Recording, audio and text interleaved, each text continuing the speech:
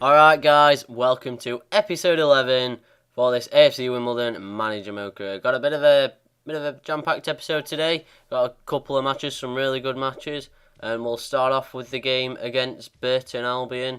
So we were back in the league, needed the 3 points, was desperate to get into those playoff positions, and in the 15th minute, Moore got the ball off Midson, ran forward, had a shot, but rebounded out to Midson, who headed it over the keeper and into the back of the net. So we were 1-0 up in the 16th minute. Could feel that this might be our game. This might be the chance that we get to get into those playoff positions. But in the 42nd minute, they came back.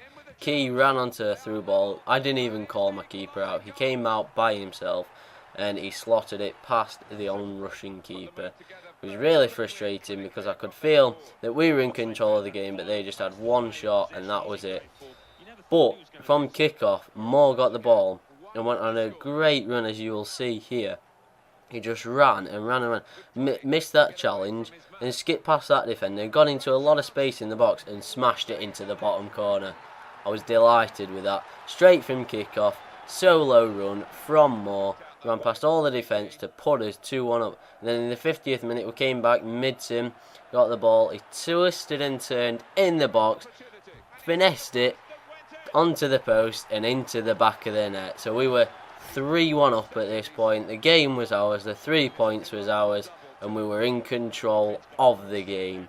And that is how it finished. It finished AFC Wimbledon 3, Burton Albion 1. Delighted with the 3 points. That put us back into the playoff positions, and we went to seal those points even more against Aldershot. Could feel that we could go on a bit of a run, and straight away here in the second minute, Yusuf with a free kick just laid it off to Jackson. Jackson turned in the box but was brought down. It was a Stonewall penalty. You're not going to not give those. And Hatton stepped up with the penalty, smashed it into the back of the net. We were 1-0 up. 3 minutes gone, that is all. And I was delighted with this. And then again, in the 18th minute, Mitchell King with a header from a corner and another header. I can't believe he headed that onto the bar.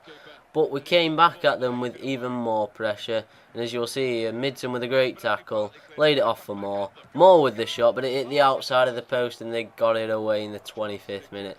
But we still came at them, we still went looking for that second goal. And Jackson here laid it off to Midson. Midson ran past the defender, just chipped it into the box lovely, and Moore headed it into the back of the net. Could be a sweaty tramp goal. Probably isn't. I wouldn't say it was, because it was a delightful chip and headed into the far corner of the net, as you will see there.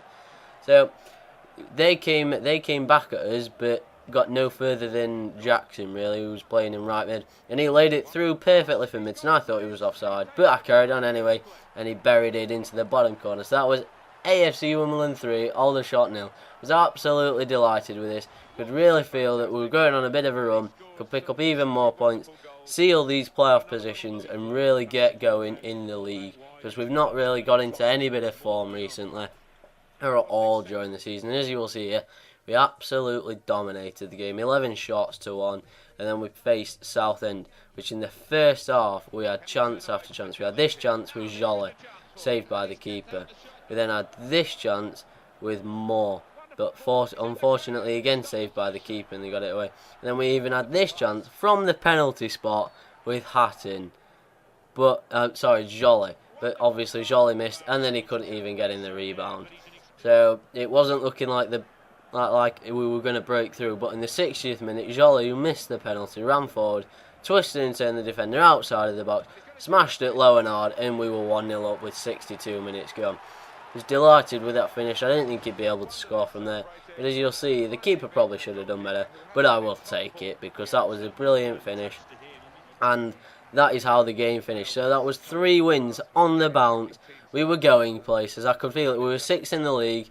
We were surely getting into our form, getting into our groove, and then we faced Port Vale, and I just thought we'd kick on and just do exactly the same, but in the 46th minute, they got forward, and I didn't even want to tackle, but my other player came charging in and just took him out. So that was a penalty. I was a bit annoyed because I wasn't controlling him and just ran into him, took him out, no need.